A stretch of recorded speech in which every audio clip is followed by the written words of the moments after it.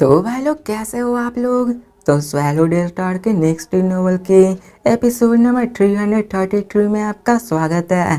तो चलिए शुरू करते हैं, लेकिन इससे पहले अगर आपने मेरे चैनल को सब्सक्राइब नहीं किया तो सब्सक्राइब करके बेल आइकन दबाना ना भूलें। तो जैसा कि हमने पिछले एपिसोड में देखा कि लू फेंग सैटर्न स्टार सिस्टम में आ चुका होता है और वो और उनकी टीम C9 शिप में फ्लाई करके सब लाइट स्पीड के फ्लाई करके वो आगे बढ़ रहे होते हैं। अब टायू अपने रेस्टिंग क्वार्टर्स में होता है, स्माइल करते हुए कहता है कि मैंने अपने साथ इस स्कैनिंग डिवाइस को लाया है जो कि 120 मिक्स्ड एलिमेंट्स के बराबर है और ये इस पूरे की पूरे शिप से ज़्यादा महंगा है और यहाँ पे वो शिप तो सिर्फ एक मिक्स्ड एलिमेंट्स के बराबर थी। अब जो स्कैनिंग डिवाइस वो लाया होता है वो 100 मिलियन के एरिया में जितने भी लाइफ सिग्नल्स होते हैं उसको डिटेक्ट कर सकता है, यहाँ तक कि वो अपने एलाइज के भी मार्कर्स को रख सकता है, लेकिन वो एनिमीज के बारे में नहीं जानता है और वो कहता है कि इसलिए हमें इन सारे डिवाइसेस की जरूरत होती है और ये स्कैनिंग डिवाइसेस बहुत ज़्यादा इंपॉर्टेंट होती है। ये सुनकर लू फेंग भी हंसने लगता है और हमें बताया जाता है कि स्कैनिंग डिवाइस इस आउटर वॉर रीजन में बहुत ज़्यादा इंपॉर्टेंट है। लू फेंग ने अपने लिए एक एक्सचेंज करा लिया होता है उसके स्टेटस और डिस्काउंट से। लू फेंग ने टोटल 3.9 मिलियन पॉइंट्स को जाया किया होता है एंड नेचुरली लू फेंग के पास 3 बिलियन पॉइंट्स थे, इसलिए लू फेंग को उतना महंगा नहीं पड़ा था और लू फेंग ने तो इसे आउटर रिंग वॉर और सीक्रेट रीजन के लिए हुआ था। अब यहाँ पे लू फेंग को डिस्काउंट के बाद भी 3.9 मिलियन पॉइंट्स लगे हुए थे। अगर यहाँ पे उसे किसी और ऑक्शन में रखा जाता तो उसकी price at least 10 million mixed elements के बराबर होती, जो कि नॉर्मल ऑफिशियल लेवल एंडाइन के जितनी होती है। और इन एक्सपेंसिव स्कैनिंग डिवाइस को नॉर्मली एम्पर लेवल एंडाइन ही अफोर्ड कर सकते हैं। अब टाइबू कहता है कि अगर यहाँ पे हमारे एनिमी के सामने कोई पावरफुल स्कैनिंग डिवाइस होगा तो हम उसको स्कैन नहीं कर पाएंगे, क्योंकि यहाँ पे अभी तो उतने पावरफुल रेसेस नहीं है, इसलिए उतना ज़्यादा टेक्नोलॉजिकल को नहीं लिया जाता है और बाकी जितने ह्यूमन के साथ बाकी और जितने भी रेस होते हैं वो इतने ज़्यादा टेक्नोलॉजिकल में इतने एडवांस नहीं होते हैं। वो सिर्फ हमारे उसी वक्त डिटेक्ट कर सकते हैं जब हम लोग अटैक कर दे। अब सिर्फ वहाँ पे फ्लाई करना शुरू करता। फर्स्ट डे में वो अपने एलाइज के एरिया में आ चुके थे, सेकेंड डे में वो सारे वॉरियर्स से मिलना जुलना शुरू कर दिए होते हैं और वहाँ पे कई सारे अदर रेसेस के वॉरियर्स भी मिलते हैं और सीन चेंज कर सेकेंड डे का शिप का सीन दिखाया जाता है जहाँ पे टाइबू ऑर्डर करता है और कहता है क्विक यहाँ पे जल्दी से अपने डायरेक्शन को चेंज करो, हमें टाइगर से दूर जाना है। और वो दिखाया जाता है कि वो शिप के डायरेक्शन को चेंज कर लेता है, अपने सब लाइट स्पीड को बनाए रखता है। अब यहाँ पे मैं दिखाया जाता है डेमन लेडी और मैडवू को, जो कहते हैं कि क्या हुआ कैप्टन, आप इतने डर कैसे गए। तो यहाँ पे टाइबू कहता है कि यहाँ पे 6 अंडाइन के रिपर्स थे। तो ये सुनकर लू फेंग भी शॉक हो जाता है कि क्या। अब यहाँ पे इलेवनिस वी को दिखाया जाता है जो अपने कैट को हक करते हुए अपनी आंखों को खोल के कहते क्या 6 अंडाइन बीइंग वो भी एक साथ है। तो यहाँ पे हमें टाइबू को दिखाया जाता है जो कहता है रिलैक्स करो, हम लोग अपनी यहाँ स्पीड को बनाए रखे हैं और हम लोग अपनी स्पीड से उन सबसे दूर हो जाएंगे। अगर वो हमें चेज भी करना चाहेंगे तो वो हमें पकड़ नहीं पाएंगे। प्रोबेबली ये है कि वो हमें डिटेक्ट तो कर लेंगे लेकिन वो इतने लेजी है कि हमको नहीं पकड़ना चाहेंगे। लू फेंग क्यूरियस था कि यहाँ पे एक 6 अंडाइन वो सब मिलकर टीम बनाए हुए थे। अब टाइबू कहता है कि हम यहाँ पे टीम जरूर ऑफिशियल लेवल स्टैंड को रखता होगा और इन जैसे टीम का सामना करना इतना भी आसान नहीं होने वाला है और इन सारी टेरिफाइंग टीम के पास डेफिनेटली एक ट्रम्प कार्ड जरूर होगा और हम लोग तो सिर्फ एक इलाइट टीम है। अगर यहाँ पे हम लोगों का सामना इन सब के साथ हो गया तो हम तो सिर्फ एक ऑफिशियल लेवल अंडाइन को भी मार पाएंगे, लेकिन यहाँ पे एक ऑफिशियल लेवल अंडाइन हम सबको मारने की कैपेबिलिटीज रखता है। अब वो लोग वहां से निकल रहे होते हैं, वहां पे देखते हैं कि उन्हें फिर से टारगेट डिस्कवर होता है और टाइबू कहता है कि 92.84 मिलियन वहां टारगेट के दूर यहाँ पे टोटल 5 बंदे हैं जो कि सभी सेक्टलॉर्ड्स के बंदे हैं। तो यहाँ व्हाइट आर्मर गॉड को दिखाया जाता है जो कहता है 5 सेक्टलॉर्ड्स के बंदे, इसमें ज्यादा मुश्किल नहीं होने वाला है। अब पॉइजन भी वार्न करती हो कहती है कि सबको केयरफुल रहना, यहाँ पे जो भी सैटर्न स्टार में आता है उसका अपने इतना भी आसान नहीं होता है, यहाँ तक कि वो सिर्फ 5 सेक्टलॉर्ड्स के बंदे क्यों ना हो उनके पास भी अपने ट्रम्प कार्ड्स मौजूद होंगे। तो वहाँ पे लिटिल चेन चेन को दिखाया जाता जो कहता है रिलैक्स करो हम लोग समझ गए। अब सिर्फ उसके तरफ बढ़ जाता है, हमें दिखाया जाता है टाई को जो कहता है कि डिस्टेंस श्रिंक हो रहा है 90 मिलियन किलोमीटर, 80 मिलियन किलोमीटर, 70 और वहाँ पे 500 सेक्टलॉर्ड के बंदे वहीं फ्रैगमेंट पे मौजूद थे, वो कोई मूवमेंट नहीं शो कर रहे थे और वो कहता है कि मैं गेस करता हूँ कि इनके स्कैनिंग डिवाइस एवरेज है, इसलिए उन्होंने हमें अभी तक डिस्कवर नहीं किया है और लगता है कि हमारे स्कैनर ने उसके स्कैनर पे डोमिनेट कर लिया है और हमें दिखाया जाता है कि वो आगे बढ़ने लगता है। अब देखा जाए तो उनकी स्कैनिंग डिवाइस लो होती, इसी कारण वो नहीं जान पा रहे होते हैं। अब दिखाया जाता है थोड़ी देर बाद की उनकी जो डिस्टेंस होती है वो 3 मिलियन किलोमीटर हो जाती है और शिप की स्पीड डिक्रीज होने लगती है और फाइनली रुक जाती है और टाइवू अपने स्क्रीनशॉट भेजता है, वहाँ पे इमेज आता है और यहाँ पे दिखाया जाता है कि उन सभी के height, size, skin information, detail information आ जाती है। क्या था कि हमने उनके अपीयरेंस को डिटेक्ट कर लिया है और वो सभी 5 रेसिस सेक्टर्स के बंदे हैं। अब यहाँ पे उनके हाइट 21 से 25 मीटर जितने होते हैं, जो कि ह्यूमैनिटी के कंपेयर में बहुत ही जायंट के जैसे होते हैं। उन सब ने ठीक आर्मर को पहना हुआ था, उनके हाफ बॉडी ह्यूमन की जैसी थी। वहाँ पे उन सब के बारे में और भी चीजें डिस्कवर करने लगती है। यहाँ पे टाइवू सीरियसली कहता है कि ये सब तो लेनक्यू रेस से हैं। अब यहाँ पे पॉइजन को दिखाया जाता जो कहते हैं कि लेनक्यू रेस तो ये लोग अपने थंडर में प्रोफिशिएंट होते हैं और ये लोग बग क्लैन के साइड में रहते हैं। तो यहाँ पे वो कहते हैं नो वंडर, इसी कारण तो यहाँ पे थंडर रेस इतने ज्यादा हार्ड होते हैं उन सबके साथ डील करने के लिए। और जितने भी ओल्ड मेंबर्स होते हैं वो आपस में डिस्कशन करने लगते हैं कि इनको कैसे मारा जाए। अब यहाँ पे लू फेंग भी उस पिक्चर की तरफ ध्यान से देखता है और उसको अच्छे से समझने लगता है। एक्चुअली टाइवू और पॉइजन यहाँ पे इतने भी डिटेल इन्फॉर्मेशन को नहीं जानते, लेकिन उन्हें बहुत कुछ पता होता है क्योंकि उन्होंने बहुत सारे बैटल्स को पढ़ लिया होता है, उनसे फाइट किया होता है और उनके पास उनके एबिलिटी की थोड़ी सी रफ इन्फॉर्मेशन थी। लेकिन लू फेंग वहाँ पे उन सब के बारे में सब कुछ जानता था और बताता है कि लेनक्यू रेस यहाँ पे वो सैक्रेड लेनक्यू के आते हैं और जितने भी बच्चे होते हैं उन्हें उसी एरिया में रखा जाता है। अब देखा जाए तो वो अपनी स्ट्रेंथ से उस पीक के एरिया में आते हैं और जब उनकी नेचरिंग स्टेज कंप्लीट होती तभी वहां से बाहर निकल पाते हैं। अब देखा जाए तो इसी कारण वो लोग अपने लाइटनिंग लॉ में प्रोफिशिएंट हो जाते हैं और वो उनको नेचुरली कंट्रोल कर पाते हैं। उनकी कॉम्प्रिहेंशन ऑफ लॉ भी नेचुरली स्ट्रेंथ पावरफुल हो जाती है। जैसा कि मौसा क्लैंसमैन की बॉडी वो तो पहले से ही अपने स्पेस लॉ में प्रोफिशिएंट होती है, गोल्डन हॉर्न बीस्ट की बॉडी वो तो गोल्ड लॉ में प्रोफिशिएंट है। नेचुरली उनके पास भी अपनी नेचुरल टैलेंट होती है जो कि उनकी एवोल्यूशन से ही आती है। और बात भी कॉम्प्रिहेंशन और लॉ की एनालिसिस करने में तो उसका कंपेयर मौसा क्लैंसमैन से नहीं किया जा सकता है। कंपेयर किया जाए ह्यूमन से तो उनके पास बहुत बड़ा एडवांटेज होता है, लेकिन उनके पास अपनी भी वीकनेस होती है। उनकी नंबर यहाँ तक कि मिलियन में भी नहीं आती है। यहाँ पे हमें दिखाया जा रहा है टाइवू को जो कहते हैं सभी लोग शिप में आ जाओ और जो उन पे अटैक करना है, हम लोग अपने अटैक को साइमल्टेनियसली अटैक करेंगे। अब यहाँ पे सब लोग फैसला कर लेते हैं कि वो उन पे अटैक करके उनको मारने वाले हैं। अब उसी वक्त हमें फ्रैगमेंट केव को दिखाया जाता यहाँ पे 5 बंदे वहाँ बात कर रहे होते हैं और यहाँ पे एक वॉरियर जो लाइन बॉडी होता है जिसके 6 हुक्स होते हैं, ग्रीन स्किल बंदा जैसा होता है, वो कहता है सुपीरियर। यहाँ कंट्रीब्यूशन पॉइंट जो हमें इस बार मिले वो इतने भी बुरे नहीं है। अगर हम इसी हिसाब से चलते रहे तो कुछ ही 10-20 सालों में हम लोग अपने सफिशिएंट कंट्रीब्यूशन पॉइंट्स को ले लेंगे और फिर से हम लोग वापस सैक्रेड लैंड में एब्जॉर्ब कर लिए जाएंगे।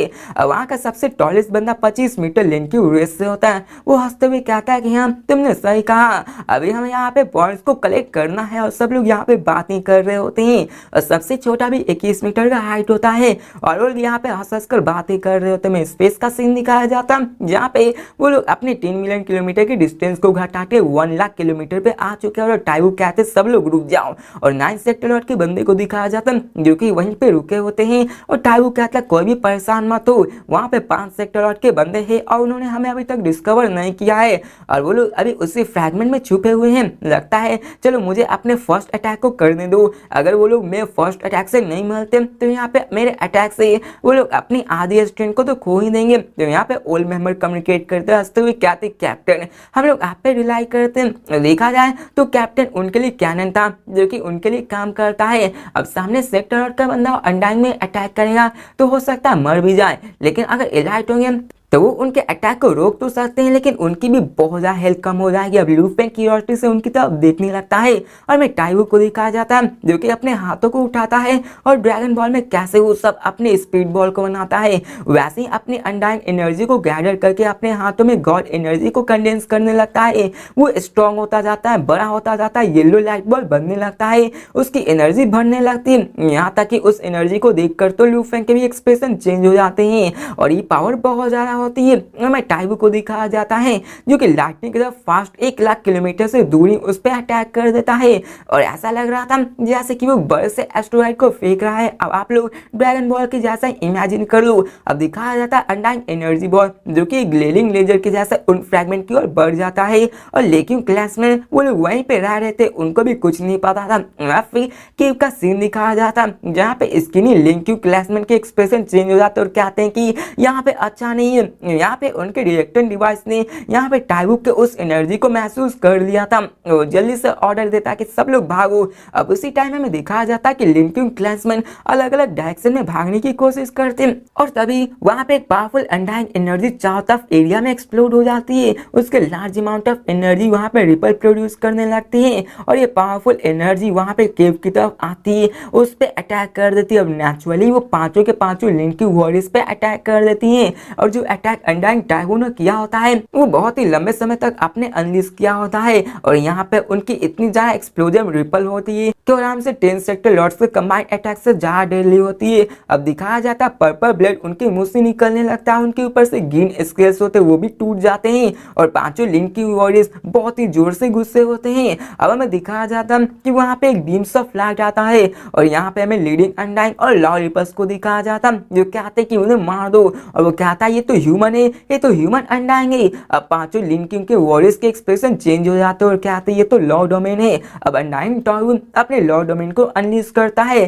काउंटलेस येलो लाइट डॉट चारों तरफ एरिया में फैलने लगती है और हर एक डॉट माउंटेन जैसा होता है जो बहुत पावरफुल थी और वो लिंक्यू सेक्टर लॉर्ड्स के बंदे की तरफ बढ़ने लगता है। यहाँ तक कि लॉ डोमेन्स उनको मार तो नहीं सकता लेकिन उनकी स्पीड को घटा सकता है और बात में लू फेंग पॉइजन और बाकी सबकी तो वो लोग प्लान के मुताबिक थे उन पे अटैक करने वाले थे और यहाँ पे टाइबू को दिखाया जाता जो कहता है सब लोग केयरफुली है ना, इन पांचों को मारना इतना भी आसान नहीं होने वाला है, इन पांचों को मारना इतना भी हार्ड नहीं होने वाला, लेकिन हम यहाँ पे कोई भी लॉसेस नहीं सह सकते हैं। तो यहाँ पे सब लोग कहते हैं रिलैक्स करिए, हम लोग समझते हैं उन्होंने तो पहले से तैयारी कर ली होती है। अब यहाँ पे 5 लिक्विड एवेरियस को दिखाया जाता है जो कि ह्यूमन सेक्टर लॉर्ड की टीम को देखकर उनके एक्सप्रेशन चेंज हो जाते हैं। तो यहाँ पे स्किनी लिटिल वॉरियर को दिखाया जाता है जो कहता है कि मैं उस अनडाइंग बीइंग से डील करता हूँ। तो वो चारों के चारों बंदे नर्वस हो जाते हैं और कहते हैं सुपीरियर सुपीरियर। तो यहाँ पे स्किनी बंदा कहता है रिमेंबर यहाँ पे तुम्हारे पास 2 ही ऑप्शन है, जियो या फिर मरो, तुम्हें अपना सबसे बेस्ट देना है। और यहाँ पे देखा जाए तो ह्यूमंस के मुकाबले वो यहाँ पे कुछ भी नहीं है, उनके साइज बड़ी है लेकिन पावर इतनी ज्यादा नहीं थी उनके पास, तो सामने एक अनडाइंग बीइंग भी था। और अब फिर सभी बंदों को दिखाया जाता है जो कहते हैं ठीक है। अब सभी के सभी 4 वॉरियर्स अपने ब्रांड सीट को निकाल लेते हैं, उनके पास अपनी हथियार आ जाती है, उनके बॉडीज को ठंडा स्नेक्स कवर कर लेती हैं। और मैं स्किनी वॉरियर को दिखाया जाता है जो उन ह्यूमंस की तरफ देखने लगता है और जोर से चिल्लाते हुए कहता है चलो मैं अटैक को खाओ। और हमें दिखाया जाता है कि उसके पास 6 हुब स्पेस होती है जो कि स्पेस को भी काट सकती है और वो उन पे अटैक कर देती है। हमें दिखाया जाता है कि वहाँ पे ठंडा व्हिर्लपूल बनने लगता है और वहाँ पे चारों तरफ इलेक्ट्रिसिटी फ्लो कर रही होती है। अब नाइन टाइबू को दिखाया जाता है जो कि उस बंदे को देख लेता है, उसके एक्सप्रेशन भी चेंज हो जाता है और कहती है ये अच्छा नहीं है, ये जिम्नस लिंकिन वॉरियर से जो कि अपने थंडर और टाइम लैप्स को ट्रेन किया हुआ है। अब टाइबू इन सबको एक्सपीरियंस कर चुका था और इन सब के बारे में वो बहुत ज्यादा क्लियर है। यहाँ पे एक ह्यूमन सेक्टर लॉर्ड यहाँ पे एक अनडाइंग बीइंग को नहीं मार सकती, ये बहुत नया एक्सट्रीमली हार्ड है, लेकिन दूसरे से उन सब का कॉम्प्रिहेंशन ऑफ लॉ ज्यादा हो सकता है उन सब के बेसिक फाउंडेशन की वजह से। अब टाइबू को दिखाया जाता है जो कि आगे पंच करता है और एक ही पंच में ऐसा लगता है कि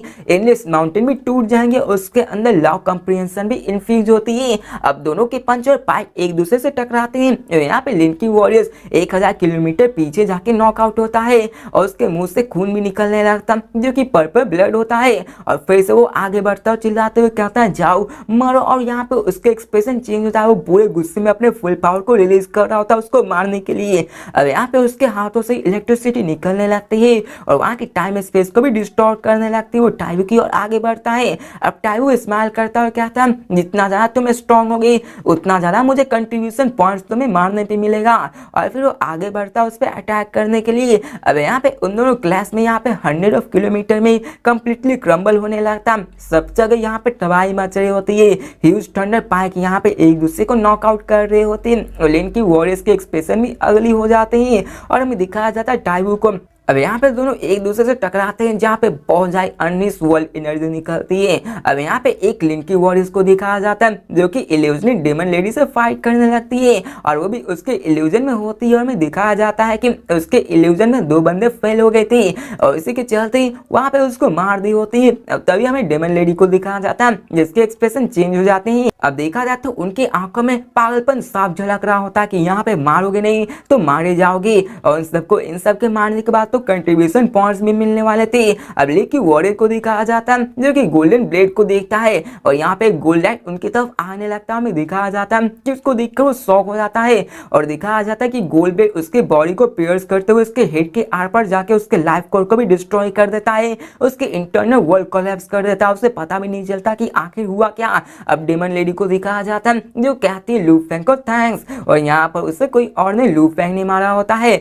अब यहाँ पे वो सोचता है कि ये प्रोबेबली है कि यहाँ पे फर्स्ट अदर रेसेस है जिसको उसने आउटर रीजन वॉर में आके मारा होता है। बताता कहते लू फेंग तुमने कंट्रीब्यूशन पॉइंट्स को लिया तो लू फेंग स्माइल करता हो कहता है क्या। अब हर एक बैटल जो कि यहाँ पे लू फेंग करने वाला है वो वर्चुअल यूनिवर्स नेटवर्क से कनेक्ट होने वाला है, जैसे कि लू फेंग सिंक्रोनाइज्ड बैटल किया करता है। और यहाँ पे जब वो किसी को मारेगा तो उसी वक्त लू फेंग को कंट्रीब्यूशन पॉइंट्स मिलेगा। अब लू फेंग स्क्रीन की तरफ देखता है जहाँ पे उसे 1 मिलियन पॉइंट्स मिले होते हैं और वो कहता है ये तो बहुत ज्यादा कम है। मैं यहाँ पे एक ओपनिंग को मारा जो कि सेक्टर और जनरल लेवल पे है और उन्होंने सिर्फ मुझे 1 मिलियन पॉइंट्स दिया है। लेकिन क्या करें, ये तो लू फेंग का भी फर्स्ट बैच है, ऐसे लू फेंग जाना नहीं सोचता। अब बैटल यहाँ पे चल रहा होता है स्पेशली इल्यूजनिस्ट वी और डेमन लेडी में, वो उन चारों वॉरियर्स से लड़ रहे होते हैं। अब स्किनी लिंकी को दिखाया जाता है जो पागल की तरह कहता मैं इसे एक्सेप्ट नहीं कर सकता, मैं इसे एक्सेप्ट नहीं कर सकता है। अब यहाँ पे वो सर्वाइव होना चाहता है और इन प्रेशर के कारण वो अपने लॉ डोमेन को भी रिलीज करने लगता है, जबकि वो भाग नहीं सकता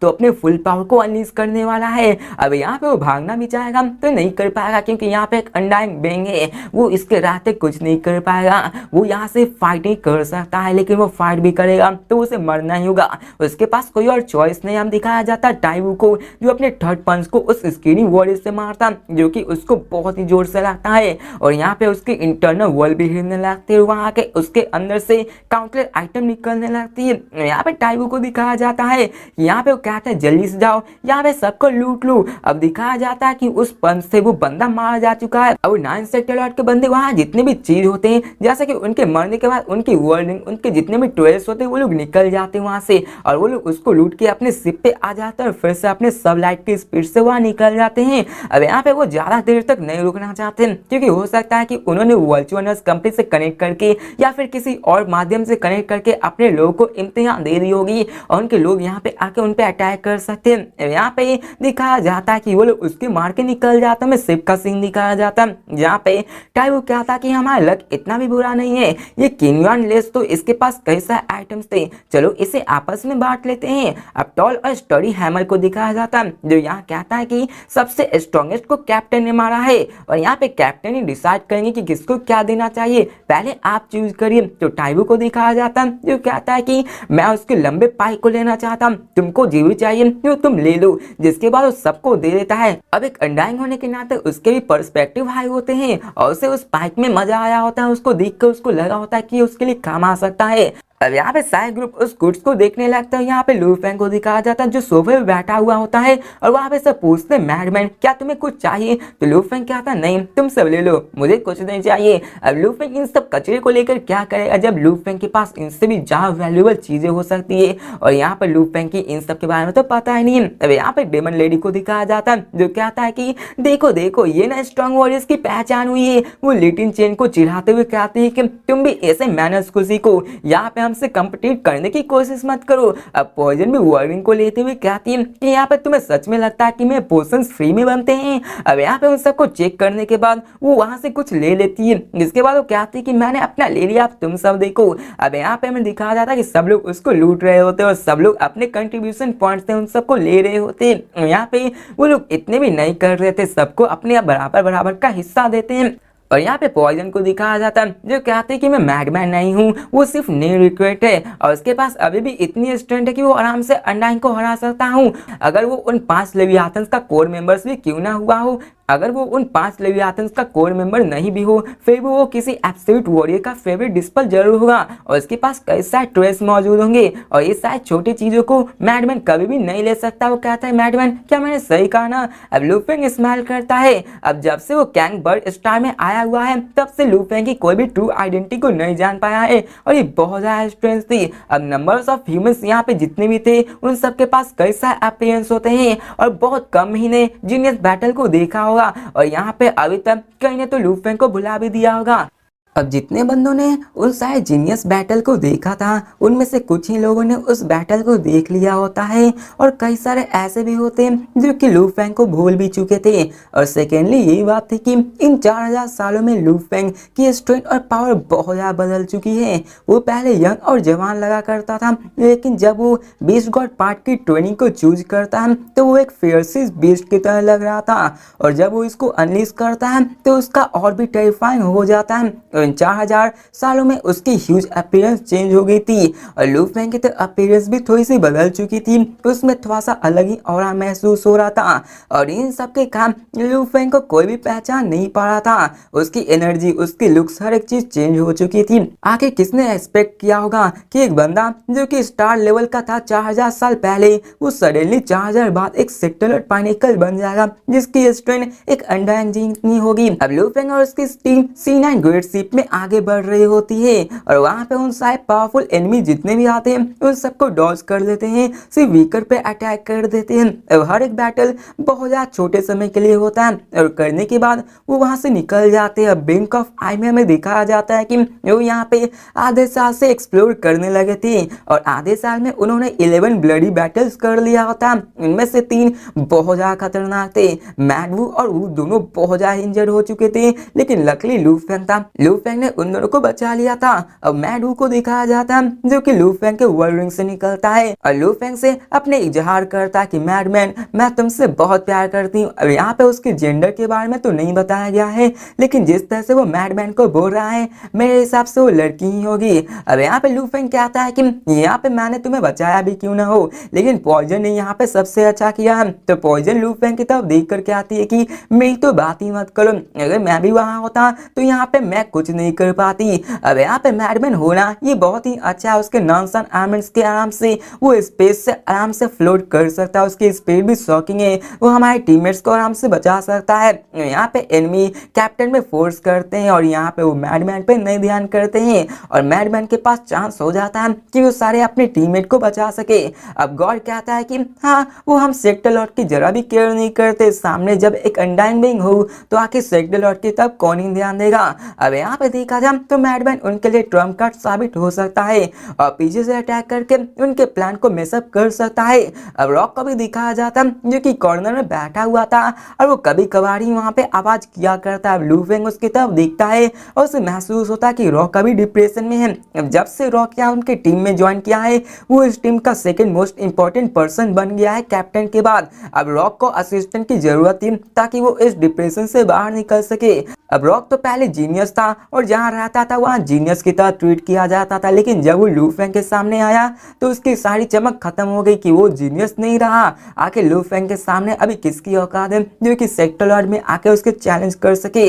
अब लू फेंग सोचता है कि कुछ और सेटबैक, वहां से फिर मैं चला जाऊंगा और पूछता है बबाता आखिर मेरे कितने पॉइंट हो गए। तो यहाँ पे बबाता कहती है कि इन दोनों को जो तुमने हराया है उन सबको मिला के अभी तुम्हारे पास 32 मिलियन कंट्रीब्यूशन पॉइंट्स है। तो लू फेंग कहता है कि मैंने 2 को मारा और सिर्फ मेरे पास उन दोनों को मारने पे, सिर्फ एक को मारने पे 11 मिलियन मिले, ये तो बहुत कम है। यहाँ पे लू फेंग ने फर्स्ट लेग की वॉरियर्स को मारा था, साथ में 12 ब्लडी बैटल्स इन आधे साल में किया था और इन सभी में लू फेंग ने कई सारे वॉरियर्स को मारा था और इन सब के साथ लू फेंग के पॉइंट्स भी इंक्रीज हो रहे थे। अब एक नॉर्मल सेक्टर और सोल्जर को मारने पे लू फेंग को 1 लाख पॉइंट्स मिलते थे। अब एक इलाइट सेक्टर और सोल्जर को मारने पे लू फेंग को 1 मिलियन पॉइंट्स मिलते थे और एक सेक्टर और जनरल को मारने पे 10 मिलियन पॉइंट्स। और ये सभी उसी वक्त ऐड होते जब लू फेंग उन्हें अकेला मारता, अगर दूसरे लोग उसकी हेल्प करते तो उसके पॉइंट कट आउट हो जाते और लू फेंग यहाँ पे पावरफुल ओपोनेंट से डील करता, लेकिन यहाँ उनमें मोस्टली जनरल और इलाइट हुआ करते थे, इसलिए उन सबको मिला के 32 मिलियन पॉइंट्स हो चुके थे। अब यहाँ पे लू फेंग सोचता है कि एक नॉर्मल सेक्टर और सबसे लोएस्ट पॉइंट 1 मिलियन मिलता है, मतलब ये हुआ कि उसे 10 ओपोनेंट्स को मारना होगा अपने लेवल के उसको कोटा को फुल करने के लिए। लू फेंग इन सब के बारे में सोचता है और कहता है स्ट्रॉन्गर पे ज्यादा में पॉइंट्स मिलेंगे और ज्यादा रिक्वेस्ट मिलेंगी। लू फेंग कहता है कि आर्मी ने मुझे 1 बिलियन पॉइंट्स कंट्रीब्यूट करने के किया है और वर्चुअल वर्स कंपनी ने तो 10 ट्रिलियन दिया है, अगर ऐसा रहा तो यहाँ पे नॉर्मल सेक्टर को मारता रहूंगा तो 10,000 ईयर्स या फिर मिलियन ईयर भी यहाँ पे पूरे नहीं कर पाऊंगा इस 10 ट्रिलियंस को। लू फेंग इन्हीं सब के बारे में सोचता है और कहता है कि यहाँ पर कोई भी सेक्टर और का जनरल के पास इतनी स्ट्रेंथ नहीं कि वो मुझे मार पाए। अब देखा जाए तो कुछ ही आर्मी के पास सेक्टर लॉर्ड्स के जनरल हुआ करते हैं और कभी कभार ही अनडाइंग विंग आया करते हैं, और वर्चुअल वर्स कंपनी की तरफ से देखा जाए उनके व्यू ऑफ पॉइंट से तो प्राइमरी क्यूरियोसिटी का लीडर आराम से एक सेक्टर लॉर्ड में रह के अनडाइंग विंग को मार सकता है। तो भाई लोग इसी के साथ ये वीडियो भी खत्म होती है, तो मिलते हैं नेक्स्ट वीडियो में और देखते हैं कि आखिर लू फेंग क्या करने वाला है, क्योंकि 10 ट्रिलियन पॉइंट्स यहाँ पे अभी सिर्फ लू फेंग के 32 मिलियन पॉइंट्स ही हुए हैं और लू फेंग अगर ऐसे हिसाब से चलता रहेगा तो उसका कोटा पूरा करने में पता नहीं कितना समय लग जाएगा। तो देखते हैं आगे लू फेंग क्या करता है, तो मिलते हैं नेक्स्ट वीडियो में, तब तक के लिए बाय।